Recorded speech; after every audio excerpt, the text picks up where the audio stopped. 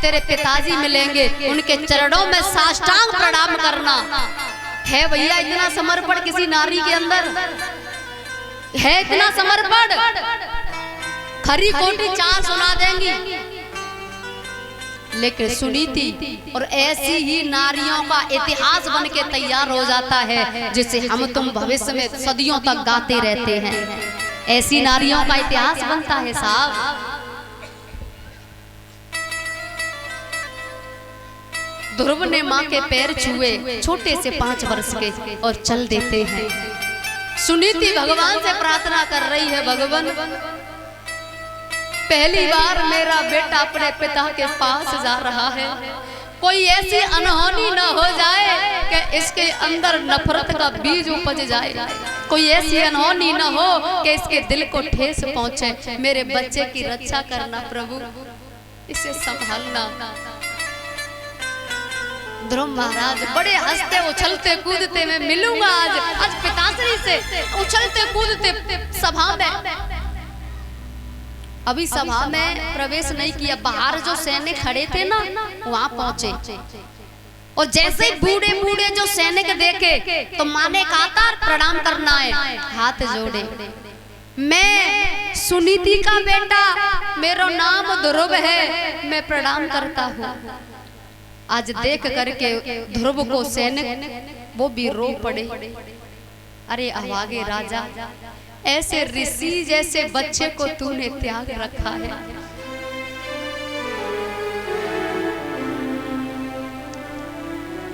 कौन रोकता है बेटा, अंदर जाओ, आपका महल है। ध्रुव महाराज अंदर गए हैं। अंदर एक बूढ़ी दासी लगभग 80-90 साल की, और जैसे ही बूढ़ी दासी को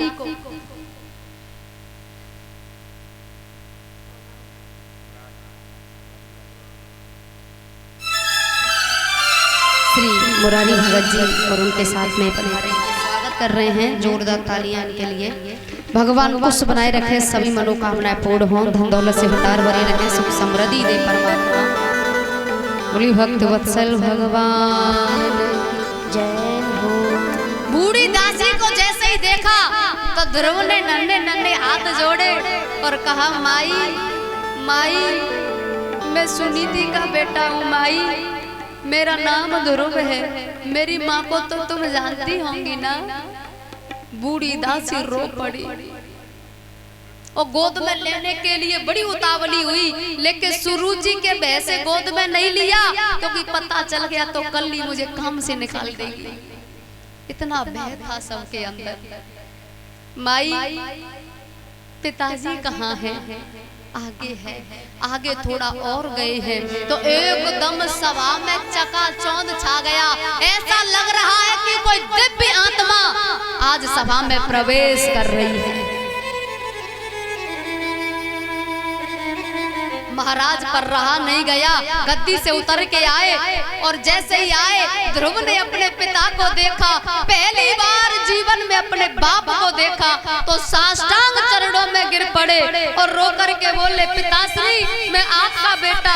पिताजी मेरी माँ जंगल में रहती है, पिताजी मेरी माँ कुछ उसे खाने को भी नहीं मिलता, आप यहीं ले आइए ना। पहली बार देखा, ध्रुव जी रो रहे हैं, पिताश्री मैंने आपको पहली बार देखा, अब बड़ा अच्छा लगा। गोद में ले लिया महाराज ने, गद्दी पर बैठे और साथ ध्रुव को गोद में बिठा लिया। उत्तम जो था वो नीचे नीचे खड़ा था, और हर सभा में भैया कोई न कोई नीच व्यक्ति तो आता है।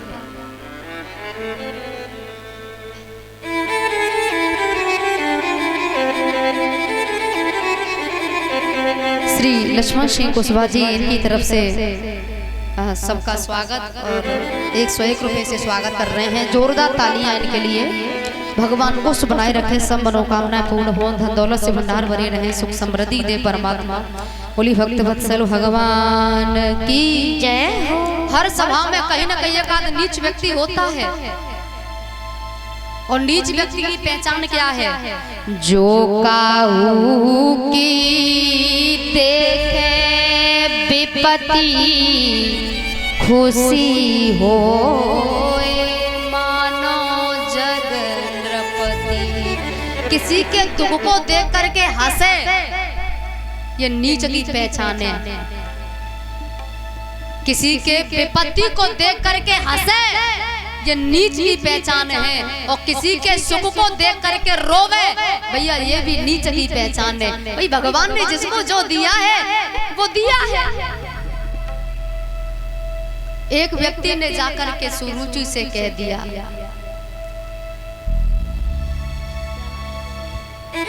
सुनील कुशवाहा और इन भैया की तरफ से पुष्पों की माला और 151 रुपए से स्वागत करते हैं। जोरदार तालियां भैया के लिए। भगवान कुश बनाए रखे, सब मनोकामनाएं पूर्ण हो, धन दौलत से भंडार भरे रहे, सुख समृद्धि दे परमात्मा। बोली भक्तवत्सल भगवान की जय, राधे रानी की जय हो। सुरुचि ने सुना कि मेरा बेटा नीचे खड़ा है, सौत का बेटा गोद में बैठा है। गुस्से में क्रोध में आई, ना कुछ कहा न सुना। ध्रुव का हाथ पकड़ा और ऊपर जो सिंहासन पर गोदी में ध्रुव महाराज बैठे थे, हाथ पकड़ के ऊपर से नीचे पटक दिया। लेकिन यहाँ द्वारा से किसी की हिम्मत नहीं हुई कि उस बच्चे को कोई गले से लगा लेता। किसी ने नहीं उठाया। मुंह से खून निकला, फटी फटी आंखों से ध्रुव देख रहे हैं कि क्या इस सभा में मेरा अपना कोई नहीं है। सुरुचि ने कहा किस गद्दी का तू अधिकारी नहीं है। बालो असीवत नात्ममान मन्य स्त्री गर्भ संभृतम नूनम वेद भवान यस्य दुर्लभे अर्थे मनोरथ।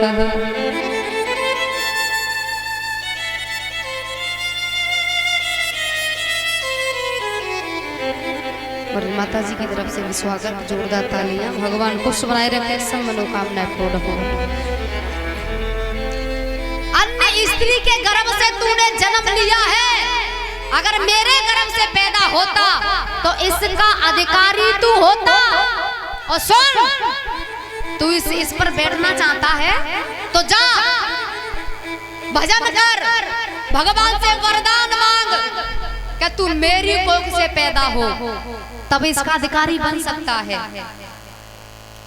ध्रुव ने एक बात कही है, मौसी गलती हो गई, अब नहीं आऊंगा। कोई बात नहीं, भूल हो गई, नहीं आऊंगा। अब ध्रुव की आंखें अपने पिता से सवाल कर रही हैं, मुंह से नहीं बोल रहे, आंखें पूछ रही हैं, पिताजी क्या मैं तुम्हारा बेटा नहीं?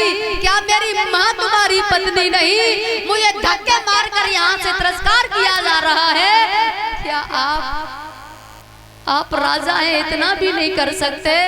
क्या आपको इतना भी अधिकार नहीं है कि अपनी औलाद को उठा के गोद में ले ले?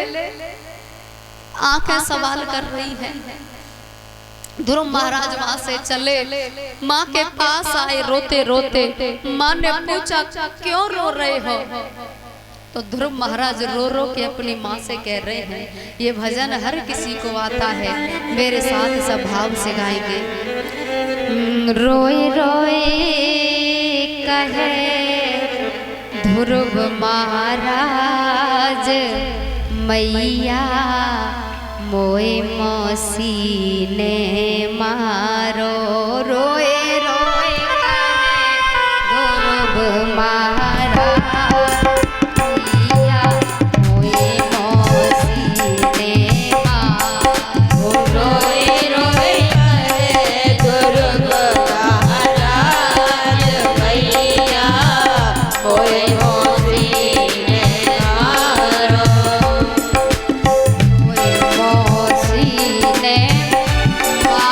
मैया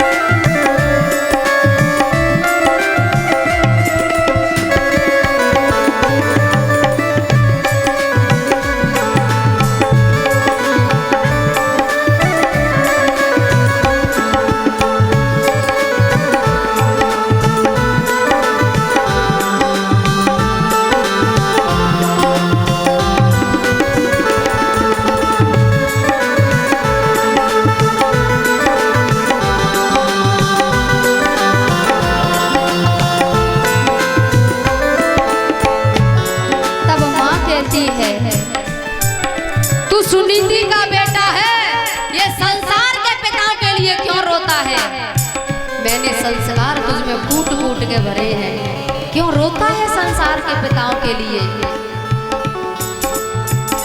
समझावे लागी मैया मत रोवे मेरे छैया। समझावे लागी मैया मत रोवे मेरे छैया। अरे तेरे पिता श्री भगवान मैया